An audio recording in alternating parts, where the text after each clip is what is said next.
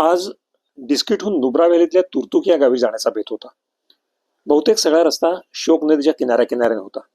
एका बाजूला नदी तर दुसऱ्या बाजूला लडाखचे उघडे बोडके डोंगर. निसर्ग सौंदर्य पाहत वाटेत लडाखी नमकीन चहा घेत आम्ही सियाचेनच्या शोक व्हॅलीत पोहोचलो. तिथल्या स्मृतीस्थळांना भेट देऊन वंदन करून आम्ही पुढे निघालो. तुर्तुक हे ऐतिहासिक सिल्क रूटवरचं महत्वाचं ठिकाण आहे. गिलगिट बाल्टिस्तानमध्ये आहे. हिमनगाच्या पाण्याचा खळाळून वाहणारा ओढा तुर्तुकच्या सौंदर्यात भर टाकतो. बाल्टिस्तानातील हे गाव पूर्वी पाकिस्तानात होतं. 1971च्या लढाईत भारताने हे आणि इतर 4 गावं जिंकून घेतली. इथून आपण पुढे जातो प्रत्यक्ष सीमारेषेवर असणाऱ्या थंग या गावी. भारत पाकिस्तानच्या सैनिकी चौक्या इथून पाहता येतात. येथील 0 पॉइंट पर्यंत पर्यटकांस जाता येतं.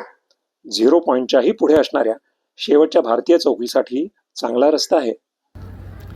भारत पाकिस्तान सीमेवरती थंग नावाचं जे सगळ्यात शेवटचं खेडं आहे, त्या खेड्यामध्ये आम्ही आता आलेलो आहोत. हा भारतीय बंकर एक आपल्याला दिसतो आहे आणि मागे दुसरे 2 बंकर दिसत आहेत. ही पूर्णतः भारतीय बाजू आहे आणि हे बाल्टिस्तान आहे लडाखच्या पलीकडे. तिथला पुढचा डोंगर जो आहे तो भारतात आहे. मागच्या डोंगरावरच्या काही बाजू उजवीकडचं हे पाकिस्तानचं आहे. पलीकडे दिसतं आहे तो पलीकडचा डोंगर हा पाकिस्तानचा आहे. पाकिस्तानची चौकी या डोंगरावर आहे, ती आता ढगामध्ये लपलेली आहे. सीमेवरती आपले सैनिक कसे राहतात याची कल्पना आपल्याला इथे आल्यावर येते. देशवासीय 0 पॉइंट पर्यंत येऊ लागल्यावर लगोलग स्थानिक उपज विकणारं मार्केट इथे आलं. जर्दाळू, सीबकथॉर्न आणि त्याचे पदार्थ इथे मिळतात. मार्केटमुळे स्थानिकांची मिळकत वाढली. ते खुश वाटले. इथे एक चेकपोस्ट सारखी इमारत आहे. तिच्या गच्चीवरून दुर्बिणीतून पाकिस्तानी सैनिकांच्या चौक्या पाहता येतात.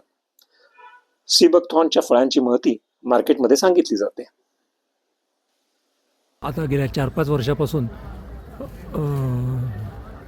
पर्यटकांना यायला परवानगी दिलेली आहे आणि त्यामुळे इथे वेगवेगळ्या प्रकारचे रेस्टॉरंट्स उपलब्ध झालेली आहेत. खाणं कुठल्या कुठल्या प्रकारचं मिळतं ते पहा. इंडियन, चायनीज, साऊथ इंडियन, बाल्टी, लोकल क्युझिन्स वगैरे सगळे इथे अवेलेबल आहे. स्थानिक बाल्टी खाद्यपदार्थांची माहिती आम्ही तिथल्या हॉटेलवाल्याकडूनच घेतली. बकवीट नाम का आटा फुला हुआ, हाँ, उसकी आटे से एक पैन केक जैसा बनता है, मर्जन बोलते हैं नाम. और खाने में नमकीन होगा, ओनली सॉल्ट ऐड होता है और कुछ भी नहीं होता है इसमें. और साथ में आपको बटर पिघला हुआ, अमूल बटर पिघला हुआ मिलेगा. उसके बाद चटनी मिलेगा, कर्ड वाली चटनी मिलेगा साथ में. ये थुप्पा में ट्राई किया हुआ, थुप्पा ट्राई किया.